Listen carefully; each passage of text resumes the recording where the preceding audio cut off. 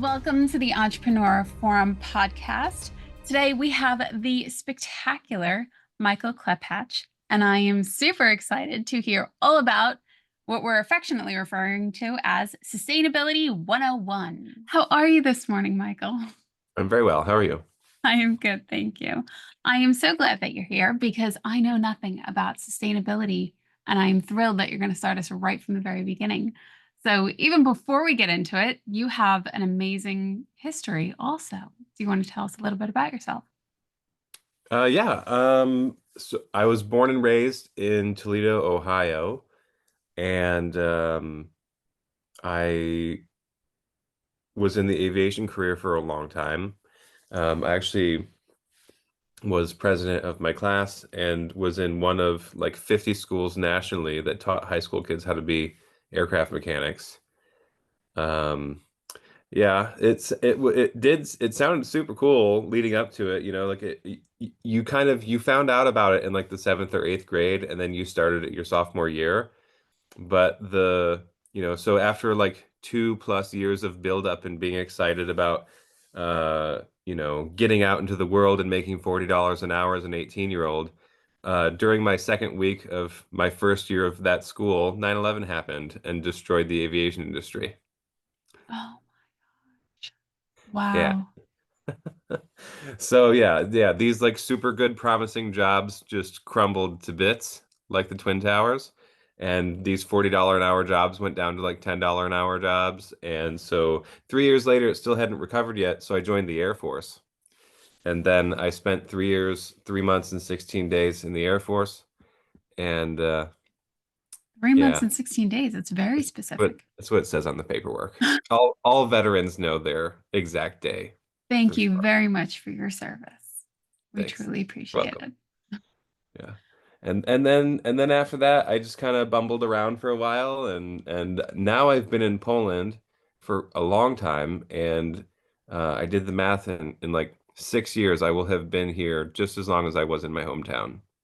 So, it's since 2012, so that's Very pretty cool. close to 18 That years, is that is pretty close. all things That's so considered. funny. I often think the same thing. I actually grew up in New York and New Jersey, and I did not think I was going to leave. And when I was 18, I started to live in the state of Pennsylvania. And now I have lived in the state of Pennsylvania much longer than I ever lived in New York and New Jersey. So I know when Right. you kind of look in that rearview mirror, you're thinking, wow, that went fast.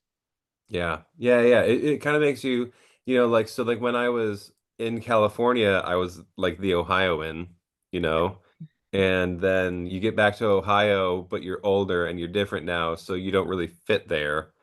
And then, you go to Poland for more than 10 years and you're American while you're here, but like kind of, because like you don't really pay attention to what's going on in America. So like you're definitely different than Americans who are in America. You're just an expat. Like I'm just some amorphous blob. I'm an enigma, you know? I like Enigma better, a Morpheus blob. Yeah, like I an don't know if amorphous that. blob of culture and language, and like I don't have an accent or anything. I'm just sort of it's, I say y'all, but people in Ohio don't really say y'all. You just pick things up. What made you move to Poland? Did this have anything to do with your business? No, no, no. This was pre business. So I when I got out of when I got separated, it's like we use like almost like jail terms when talking about getting out of the military.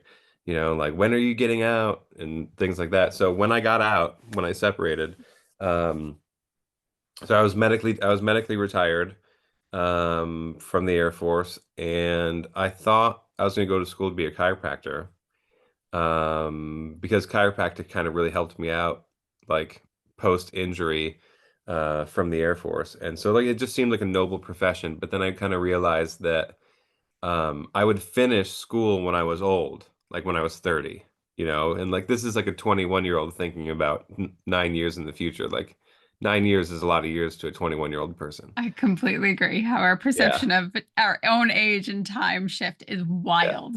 Yeah. Yeah. Yeah. So then, um, one thing led to another, and I ended up taking a job as a lifeguard just for fun. Like I just like it sort of it was going to be a gap year because they were redoing the GI Bill. So, when I was separating, they were saying, "Don't go to school. The new GI Bill's coming soon. Don't waste it because you only get 36 months of benefits." And so everyone was saying, just just be patient. The new one will come out. It'll be way better. It'll be worth waiting. And so I just had a gap year, and I just kind of was joking with my mom one day, and like, Mom, I don't know what I'm going to do with my life right now because like I can't go to school. Like I'm just sort of in limbo. Uh, Um, so she's just like, why don't you get the job at Cedar Point, which is a really big roller coaster, huge. It's like the largest in the world. But like I didn't really care about roller coasters. I didn't want to have to be like, welcome back oncoming riders. How was your ride? Like 50,000 times a day, you know? Um, but what sounded fun to me was like being a lifeguard on like the water slides. And so I got a job doing that. And after 2 months, I was made into some sort of supervisor, which doesn't really happen for first year people. But I had like a medical training background because of the Air Force. And so then um, all of a sudden we got this wave of foreign people with what they call like a work and travel program. And so there's just a ton of people. Anyway, so I met like 50 people from Poland, and I have the Polish last name, and it kind of turned out too that they don't really interview these college kids English levels. So you and almost have to teach them English before you can teach them to be a lifeguard because they have to interact with people, you yeah. know. Um, and so turns out that I'm pretty good at like I was teaching in the military and I was teaching lifeguards, and then I'm kind of teaching English, and my Polish friends convinced me to go to Poland and make $20 an hour teaching English. So I did that. So I did that for a while, still in limbo, waiting for the new GI Bill. And the in between is kind of when I, fell into sustainability. Wow. I Yeah. love that you also taught English. It's such a diverse, but also kind of just following your passion way of living, really, It's for me, and it's just like following a your path of interest. least resistance, It's like, well, that sounds fun and interesting. I'll go do Yeah. it. I didn't, when you don't really have anything to lose, like all my stuff is still in boxes. I haven't felt comfortable yet, like I remember like going home on vacation and asking my friends how much they were making a week just generally, Hmm. and it was like in the hundreds of dollars, where for me in the Air Force in California it was in the thousands of dollars.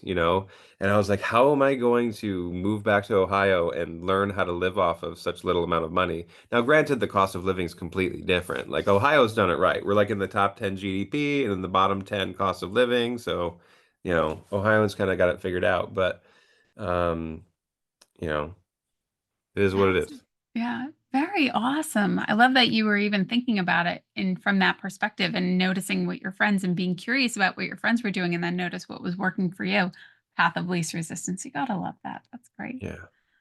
So, as you mentioned, you went into sustainability. How did you start in sustainability? Where did that even come from for you? Yeah, so it kind of it started when I got back from so as a lifeguard supervisor, like I was 185 pounds, and I'm tw 23, 185 pounds. I'm like 220 now. I don't know. I'm also 15 years older, but whatever. And I moved to Poland, and I was being less active than I was, as a lifeguard supervisor, but I was, eating really good food here, like pretty, like not necessarily all whole foods or whatever, but like I felt like it was just good quality food here. And when I moved back to the States and kind of got back into my old life habits, all of a sudden I started gaining a bunch of weight. And so me being kind of the, researcher, detective, whatever, curious kind of person that I am, I kind of started like looking into, you know, I started analyzing agriculture, right? So in the Air Force, they put me through project management courses, where the Toyota Corporation was hired to come and train kind of a group of us to look over, multi-billion dollar programs to make them more lean, to do more with less people and to save money, right? And so I sort of took that point of view and just started looking at agriculture, and I'm like, what's broken about this system? Like, what did we used to do? How did it turn into what it's doing now? And I think that like anybody with a project management background who looks at these systems defaults to sustainability because it's just wasted resources, and wasted resources is wasted money, and it's all under sustainability for me. That's a really good point. Yeah. Wasted resources is wasted money. Absolutely. Yeah. So you got so inspired by this that you started your own company, right? Yeah. Yeah, yeah. That came a bit later. So this was about in 2009, and at the time I was still in kind of agriculture analysis mode, right? And I'm in school now because the GI Bill finally started to work in that year, and I'm going to school for greenhouse management, and I'm just listening to these teachers talking, and it felt like they were just bought and paid for by the chemical corporations, like runoff is normal, chemicals are normal, hard pans and like all these other technical words are normal, and I'm like, no, I don't think so. There's got to be a better way. And so I discovered what's called aquaponics, which I thought by now would have taken over the world, really. But it's basically, um, you know, fish waste powered food production. You know what I mean? And it makes complete sense. They've been doing it in Asia forever. Like they just have millions of fish living in their rice paddies, and the fish fertilize the rice, and then you eat the fish. Like it makes sense. But you can do it in a closed loop system, and you end up using 70% less water, the plants grow 30% faster, everybody's happy. It makes sense. And so I wanted that to be my first business. I had thought that at the time I had built and designed a really innovative system for greenhouses with aquaponics. And so that ended up being like my project at school. And so then I realized this school sucks. I'm leaving. It's not for me. I have to go back to California, back where they care about their health and wellness or something. So I moved out there thinking that I would go to school in San Luis Obispo because they had a really good agricultural program there for organic stuff. Um, but I ended up just going down the entrepreneurship path instead. I got into a program at UCLA. It was fun, and it was specifically for veterans, called the Entrepreneurship Boot Camp for Veterans with Disabilities, but we call it EBV for short. Yeah. That's And cool. that was nice. That really all of a sudden made me respect business education. And at that point is when I started to apply for schools for business to continue to use my GI Bill program. And I got accepted to a business school in Poland, and then moved here in 2012. And I started very soon after renting a farm here to have like my own homestead and to sell food. But I needed more money because I don't come from money. And so the money that I was making here plus the money from my tuition assistance was covering all that stuff. But I was like, I need to start a business within this farm to fund the farm. And that's when Natural Materials Unlimited was born because we had a bunch of extra buildings. Yeah. That So is the very awesome. Yeah, the farm ended up getting taken by eminent domain. So like the town expanded and took over the farm. Like I drive out there every once in a while to see all the new houses. It's pretty wild. But the business remained. And so, we just make sustainable stuff. That is incredible. So when you're talking about sustainable stuff, specifically in your business, what kind of products are you producing? So generally Materials. speaking, we make all of our stuff comes mostly from hemp and linen. So yeah, things made from textiles, paper, or some of these, I'm on the fence about them, fake leathers, or real leather, Mhm. so you just natural stuff, or even like I have partners who can do knitting. So like if we have people who want wool, if it's natural, we want to do it. Like so we stay away from, mostly polyester. polyester, and standard cotton. So if we deal with cotton, it's organic, and yeah, Wow. so we make a huge variety of stuff. Not so much fashion, mostly like accessories and things. Okay, so were you talking about hats and t-shirts, bed sheets for linen and things of that nature, things that people wear? So hats, we've done hats, belts, guitar straps. We've done robes for UFC fights, which was weird. Yoga mats, dog accessories, dog toys, notebooks, calendars, Okay. lots of different things. Like if we can't specifically do it ourselves, then I have so like our place specifically is set up to do like we do a lot of yarn waxing. We can do fabric waxing as well. And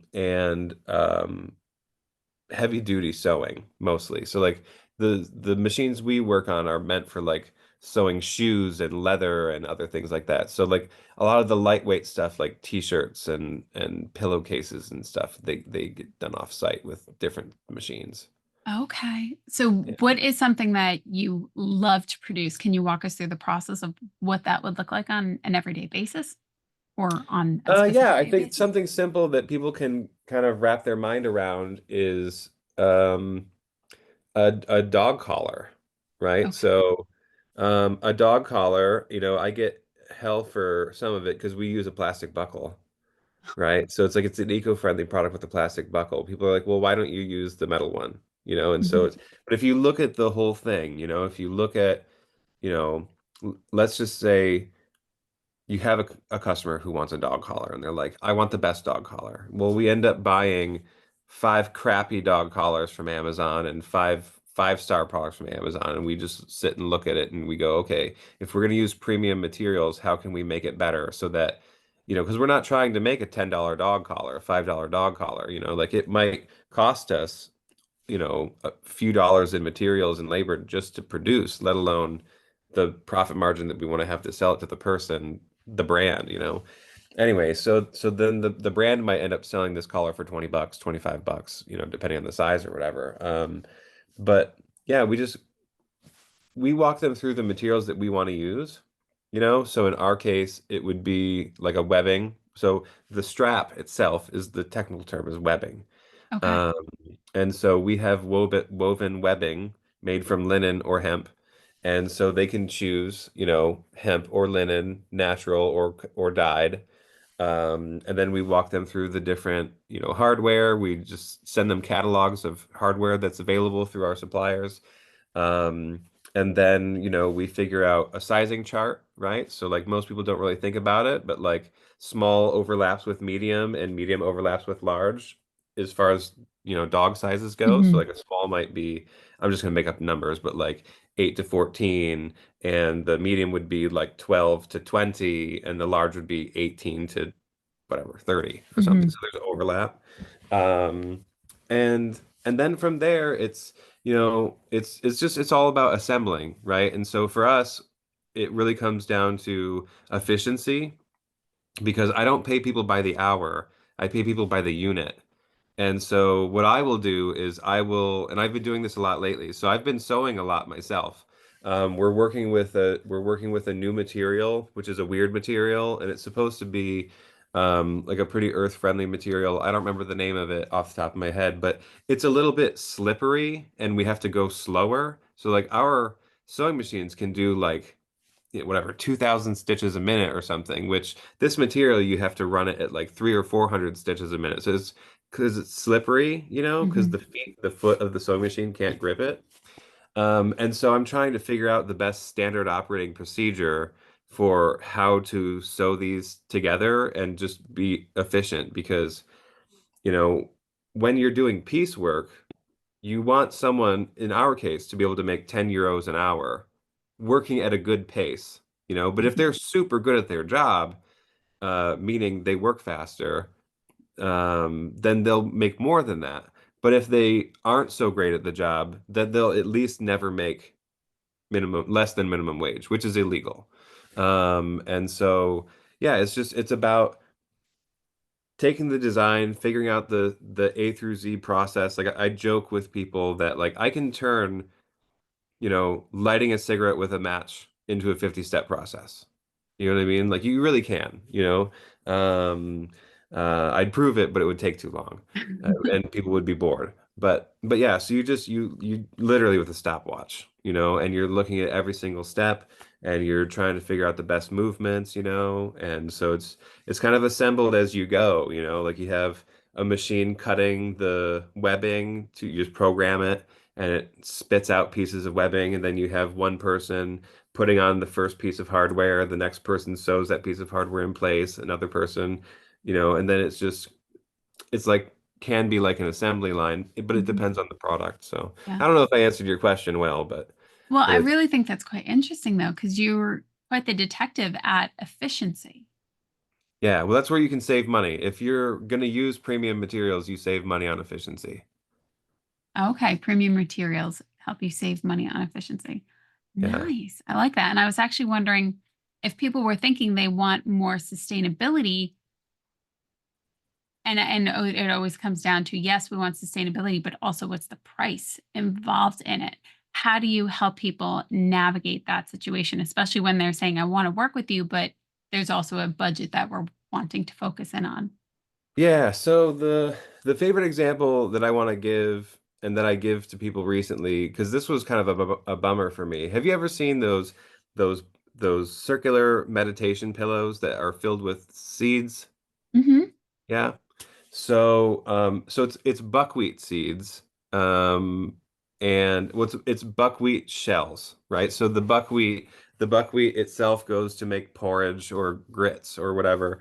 Here we just call it kasha, and the shells get sterilized in theory, and they I don't know, whatever, they get put in pillows and whatever. And so I had a potential client who was buying their pillow. Um, for $5 a unit from China, right? Okay. And so they're selling. So now I'm doing my research. I go onto their Amazon. I go find everywhere they're being sold. I look at every single review. I'm taking notes. People are complaining that it's made in China. People are complaining about the zipper. People are complaining about the fabric and whatever. And so again, it's like we're not trying to replicate the exact product, but we're trying to make it more premium, right? Like we're trying to make it to where this cheaply made $35 Amazon product um, could sell more units sustainably and locally made at, $40 a unit or $45 a unit rather than made in China and 35. And so I'm talking to the team of people, the brand, right, that's behind this pillow.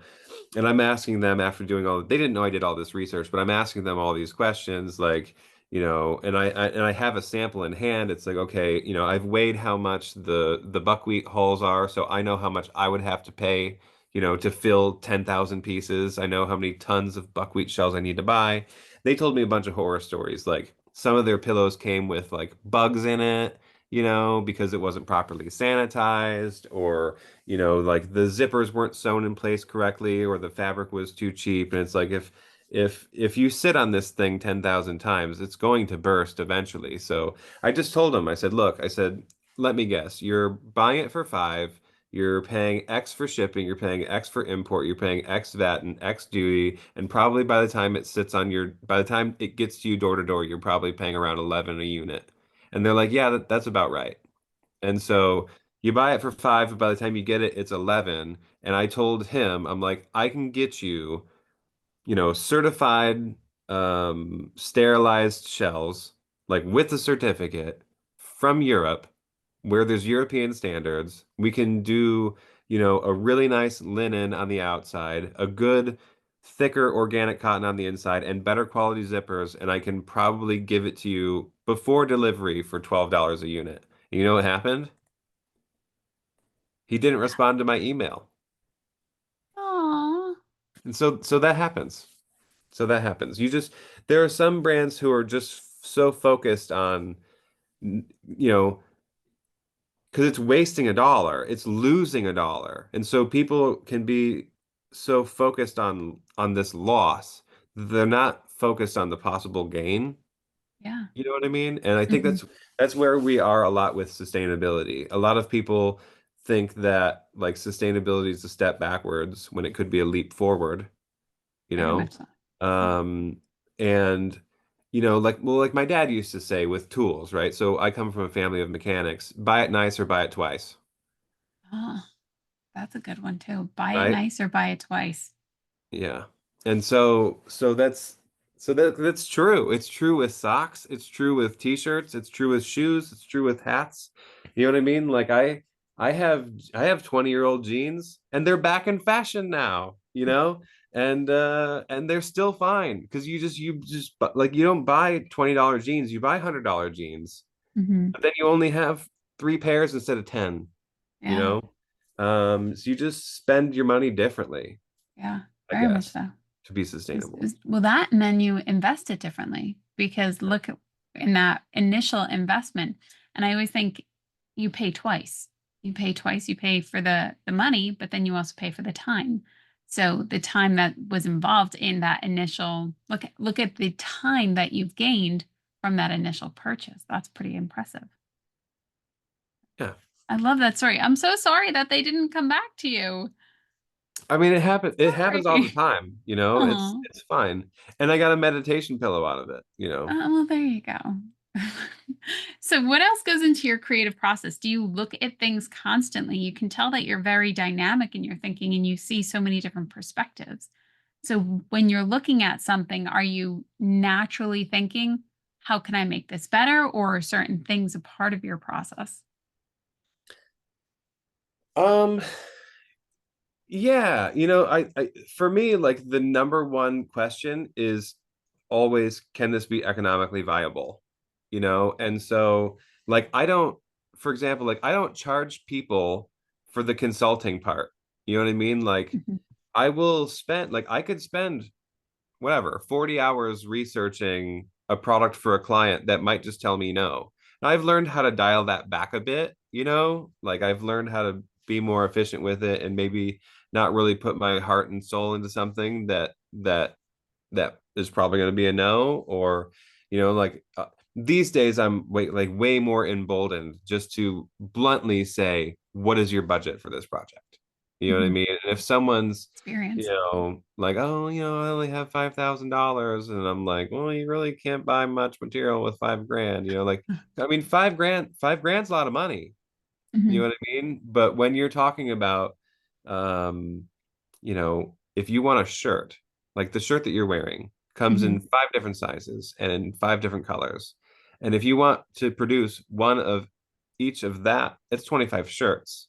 And that's Mhm. just only one. Well, if you want, and if the minimum is 100, then dare I say it's 2,500, but I don't have a calculator and I'm not in math mode right now. But like that's 2,500 shirts just to have 100 of each shirt in each size and each color that you want. Mhm. And that's before you know that people even like the shape of your shirt and the feel of the fabric, Yeah. and so yeah.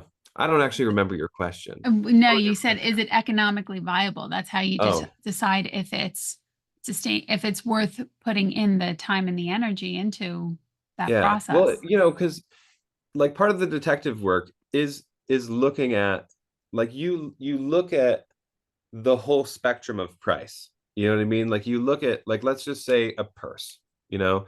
So obviously you have like the outliers, which are like the super expensive purses.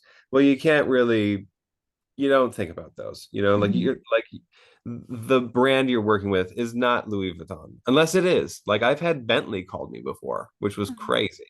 They called me because they wanted to find a plant-based foam for car seats. And I was like, you should check it this guy. I can't help you. Ask these people. But so you just sort of like chop off the ends of the spectrum and you focus on like what's really happening in the Mhm. world and you go, okay, well, right here in the middle, for example, the dog collars, right? So like there are plastic polyester dog collars that you can pay $25 for, $30 for, like on Amazon right now. Okay, well, if that's true, then I think a sustainable version shouldn't have a problem selling for the same price. So then if that's true, then we have like this rule of five, right? So like let's say the unsustainable collars can sell for 25. Can I produce it for less than 5? Hmm. Because of this rule of 5, basically. And so, because by the time everybody in the value chain gets their margin, because that's kind of what you have to plan for. You have to plan for uh, the factory selling it to the brand, who sells it to the distributor, who sells it to the store, who sells it to the person, Hmm. and So is that the everybody rule of needs to make five? their cut. Yeah, kind of. And so like this, it depends on the market really, but this, like if it costs me $1 to make, if I can't sell it for more than 5, it's dead. You know what I mean? And so for example, like with the yoga mat, the the first time we tried to make a yoga mat, like it was looking like no matter what we could do, we couldn't make it for less than $100 at the time because of inefficiencies and whatever reasons. And so then you look at it and you go, okay, well, maybe you can find a brand who would take this yoga mat and sell it direct to consumer for $200. But no one's going to be able to put it in a supply chain and have it sell for 500, you Hmm. know? And so then it's like, okay, well, if we're smart, can we get this yoga mat to as close to $20 as possible? Like with efficiencies and the right partnerships and the right materials, etc. And so I think the best that we did with that project was we got it around like $27, with still like being plastic free, completely plant-based, all natural, like Still. plant-based, well, not plant-based, 100% plant insulation for the cushion Hmm. part, and then cotton fabric on the bottom and high-end linen on the top. That's So impressive. yeah, Very cool. So yeah. if somebody was wanting to determine if their product could be more sustainable, if a business owner was thinking, how else can I make this more sustainable? What's a simple step or a simple rule that you normally give as, okay, well, this is going to be the first question that you want to ask yourself, or this is going to be the next step that you're going to want to take? I think that, well, first of all, we're going to be forced into it, especially in Europe, right? Because laws are coming down the chain that's going to penalize companies for importing. So like soon here in Europe, we will have to report our carbon footprint for our entire supply chain. And so, yeah, and like stuff like that, like will go global. You know what I Hmm. mean? Like the Republicans will push it back against on it, and the quote unquote crazy green zealots, of which I am one of, think it's a good idea, maybe as long as it's done right. Which I guess everything's good on paper, but might not be so good once the rubber hits the road. Whatever. We got to figure it out anyways. Yeah, you have to look at your supply chain, right? So it's like, you know what's the local stuff, you know what I mean? And it's like, this is a stupid example, but it's like when I was in California, the land of good oranges, like California oranges are better than Florida oranges, and you can't convince me otherwise. Like I'm at the grocery store and like there are oranges there from Peru. That's a problem. You know what I mean? Like I teach a class every year at the university as a guest, about sustainable businesses, basically. And I put up this little picture of a cup, like the little plastic cup of fruit in the sugar juice, Hmm. whatever you call it, the cup of fruit you give your kid for school. So it Hmm. was in the UK, and it said on the little laser engraving on the cup. It said pears grown in Argentina, packed in Thailand, and then sold in the UK, where pears are grown. You know what I mean? And so it's just like, and they did that probably to save 5 cents a unit. And like that's where we are right now. Like globalization has destroyed the planet's natural resources. And we've set, like even in Poland, they're buying paper pulp from South America to turn into paper here because it's cheaper than making paper pulp here. And so, yeah, it's just we've decided that we need to cut corners and save money everywhere we can, while at the same time having extremely inefficient processes that waste more money than the cost of the supplies, just to save $1. It's wild. and Yeah. unfortunate. And hopefully we can start redirecting things, especially if I completely agree with you. If they're here and it's 5 cents, then why not just do it here and make it much more Yeah. efficient for everybody? Couldn't agree more with you. Yeah. Being international and having lived in so many different places, has that changed your thought process of how you help people in different areas or how you make things more sustainable? I would guess so, given Um, what you were just saying. not really. I mean, so like if you're like for example, like if you're in Bali Hmm. or in Thailand or in Barcelona or Rome, or I'm just gonna like rattle off a bunch of places I've been, Hmm. like, or Toledo, Ohio. Like every place has its own unique viewpoints, its own unique culture, and its own problems, you know? And so like for example, I'm in Barcelona, and for the first time ever, I see, trash, paper, metal, glass, compost, bins, and like I'm pretty sure that these bins go to like some underground tunnel system that like I don't know how it moves the stuff around. I have no idea. And then in Warsaw, you don't have any of that, and like at the time, me being the person that I was, I'm going around and I'm asking the local garbage company, why don't you guys do compost? And they're like, well, it's kind of complicated right now because based on Polish law, regular people would be able to give away their compost, but if it was a business owner, they would have to give us an invoice with their food garbage. And I'm like, no, no, this doesn't make sense. And so there's a ton of bureaucracy in all these different places that make doing more sustainable things harder, So Yeah. Yeah. Ay, that's yeah, frustrating to say the yeah. least. You got to do research. Definitely. I know we spoke earlier and you strike me as somebody that thinks like, oh, I know a guy. I got a guy. I know something, especially because how curious you are and starting up conversations everywhere that you go. You Yeah. learn so much and it really becomes, yeah, I can direct you in that area Yeah, or yeah, I can yeah, give you that connection. exactly. Yeah, Yeah, I love that. this morning something is going to this happened this morning. A friend of mine from Sweden's like, "Hey man, can you provide sustainable packaging and package hermetically like medicine?" And I'm like, I can't. I'm like, and like the guy's in the UK, right? And so like the guy's not going to want to, at least to me, is not going to want to export his product to Poland to be packaged and whatever, and then sent back to the UK. Like he needs to find a local person, not some dude in Poland. But Yeah. like I'll sell him the paper to turn into the packaging, or I'll find him a package producer and I'll try to, help find him like in ISO 9000 whatever packaging service that could do it for him. You know what I mean? Like I love getting paid for that kind of thing. You know what I mean? Like being like pay me to be your detective and help figure out how to get something done, no problem. Whether or not Definitely. my company does it is another thing entirely sometimes. Yeah. Yeah. So That's awesome yeah, though, I because take it gigs really like that all helps. the time.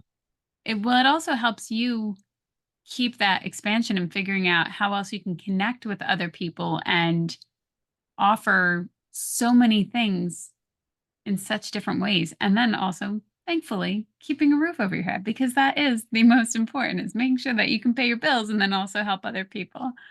Yeah. Um, my question for you, as the entrepreneur that you are, what insights or what perspectives would you give somebody who's kind of leaning toward the sustainability approach that you've now created in the world?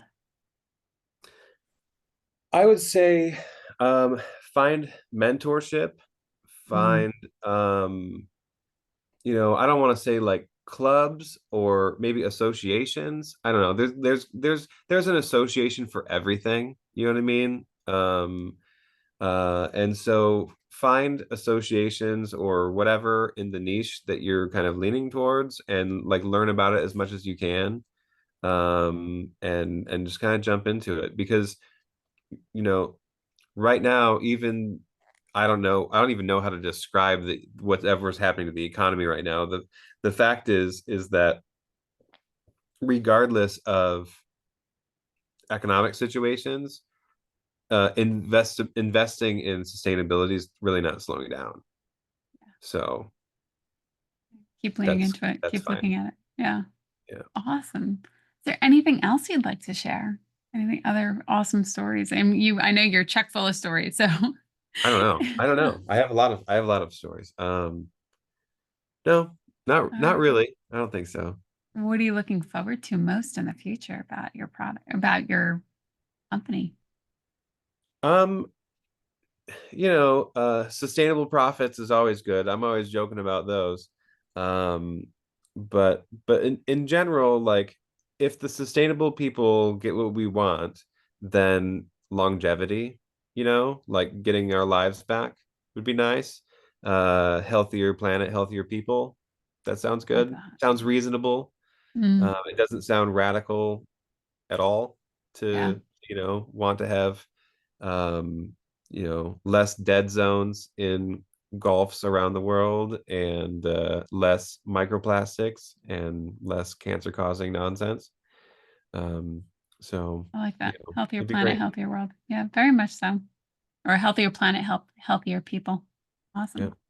Thank you so much for spending time with me today. It was great hearing all about you and your awesome business and all about Sustainability 101. So thank you so much for being here. Thank you for having me. Sure thing. Stay well. Thank you to Thanks. our listeners.